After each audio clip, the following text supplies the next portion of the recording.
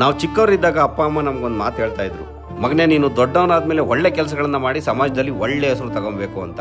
ಅದನ್ನ ನಾವು ದೊಡ್ಡವರಾದ್ಮೇಲೆ ತುಂಬಾ ಸೀರಿಯಸ್ ಆಗಿ ತಗೊಂಡ್ಬಿಟ್ವಿ ಅಂತ ಅನ್ಸುತ್ತೆ. ನಾವು ಸಮಾಜದಲ್ಲಿ ಒಳ್ಳೆ ಹೆಸರು ತಗೊಳ್ಳೋ ಪ್ರಯತ್ನದಲ್ಲಿ ನಾವು ನಮ್ಮ ತನನೇ ಮರೆತು ಬೇರೆಯವ್ರಿಗೆ ಒಳ್ಳೆಯವನು ಅನ್ನೋ ರೀತಿ ಬದುಕೋ ಪ್ರಯತ್ನ ಮಾಡಕ್ ಶುರು ಮಾಡಿದ್ವಿ. ಆದ್ರೆ ರಿಯಾಲಿಟಿಲಿ ನಾವು ಎಷ್ಟೇ ಪ್ರಯತ್ನ ಮಾಡಿದ್ರು ಕೆಲವ್ರ ದೃಷ್ಟಿಲಿ ನಾವು ಹೀರೋ ಆದ್ರೆ ಇನ್ ಕೆಲವ್ರ ದೃಷ್ಟಿಲಿ ನಾವು ವಿಲನ್, ಕೆಲವ್ರ ದೃಷ್ಟಿಯಲ್ಲಿ ನಾನು ಧೈರ್ಯಶಾಲಿ ಆದ್ರೆ ಇನ್ ಕೆಲವ್ರ ದೃಷ್ಟಿಲಿ ನಾನು ಹೇಳಿ, ಒಂದಿಷ್ಟು ಜನಕ್ಕೆ ನನ್ನ ಮಾತು ಕೇಳಿ ಖುಷಿ ಆದ್ರೆ ಒಂದಿಷ್ಟು ಜನಕ್ಕೆ ನನ್ನ ಮಾತು ಕಂಡ್ರೆ ಇರಿಟೇಷನ್, ಕೆಲವರಿಗೆ ನಾನು ಜೊತೆಗಿದ್ರೆ ನೆಮ್ಮದಿ, ಇನ್ ಕೆಲವರಿಗೆ ನನ್ನ ನೆರಳು ಕಂಡ್ರೆ ಸಾಕು ಕುದೀತಾರೆ, ಕೆಲವರಿಗೆ ನಾನು ದೇವ್ರು ಕೊಟ್ಟು ವರ ಆದ್ರೆ ಇನ್ ಕೆಲವರಿಗೆ ನಾನು ಶನಿ ಮನೆ ಹಾಳ.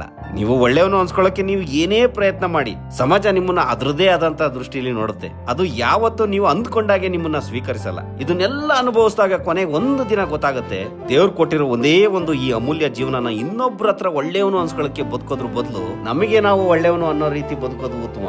ನೀವು ಒಳ್ಳೆಯವರು ಅನ್ನೋದು ನಿಮ್ಮ ಹೃದಯಕ್ಕೆ ಅರ್ಥ ಆದ್ರೆ ಸಾಕು, ಇತರರ ಹೃದಯಕ್ಕೆ ಅರ್ಥ ಆಗೋ ಅವಶ್ಯಕತೆ ಇಲ್ಲ.